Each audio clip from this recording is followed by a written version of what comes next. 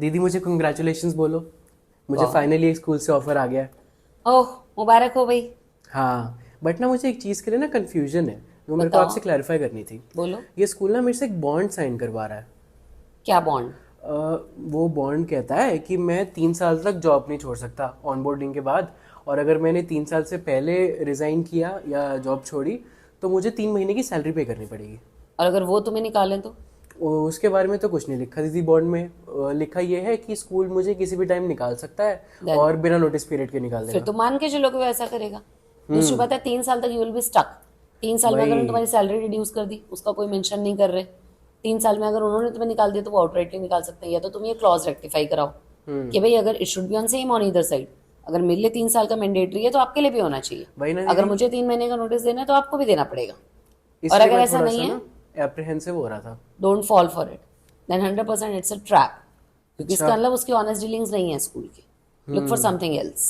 हाँ, मुझे एक और स्कूल से ऑफर आया था, बट फिर वो ना मेरे से मेरे ओरिजिनल सर्टिफिकेट्स मांग रहे हैं। That is also illegal. अगर आपसे कोई स्कूल ओरिजिनल सर्टिफिकेट मांग रहा है, इसका मतलब उसकी भी इंटेंशन ठीक नहीं है।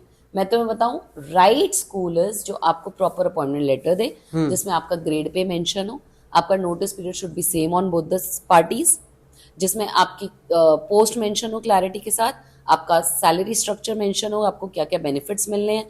आप एडहॉक पे हो तो 1 साल का एडहॉक है, या प्रोबेशन है 1 साल का, आप परमानेंट कब होगे, ये सब चीज़ें मेंशन होनी चाहिए। और कोई भी ऑथेंटिक स्कूल आपके ओरिजिनल डॉक्यूमेंट सबमिट करने को नहीं कहेगा। वो मांगते हैं आपकी सेल्फ अटेस्टेड फोटोस्टैट कॉपीज अच्छा। या PDF. So if any of this thing is not there, then be sure, मान के चलो कि you are liable to get exploited. कहीं ना कहीं आपको एक्सप्लॉइटेशन झेलनी ही पड़ेगी। ठीक है दीदी, फिर तो मैं सही आ गया आपके पास पूछने। यस। और दूसरी बात, बहुत से स्कूल्स ऐसे होते हैं ना जो अगर तुम्हें ये भी कहें कि हम तुम्हें इतनी सैलरी क्रेडिट करेंगे, इतनी आपको कैश में देनी है, एब्सोल्यूट ट्रैप है वो। अच्छा। बस ये सब काम इलीगल है। अच्छा, अब मेरे बैंक में डाल के मुझसे कैश वापस ले लेंगे? और टीचर्स इसलिए एक्सप्लॉइट हो रहे हैं क्योंकि टीचर्स एक्सेप्ट कर लेते हैं टर्म्स एंड कंडीशन और पहुंच जाते हैं नौकरी करने। हाँ। बस, और इसीलिए पीजीटी की सैलरी जहाँ 70, 80, 90 हज़ार होती है, वहाँ टीचर 20-20 हज़ार में काम करने को तैयार है।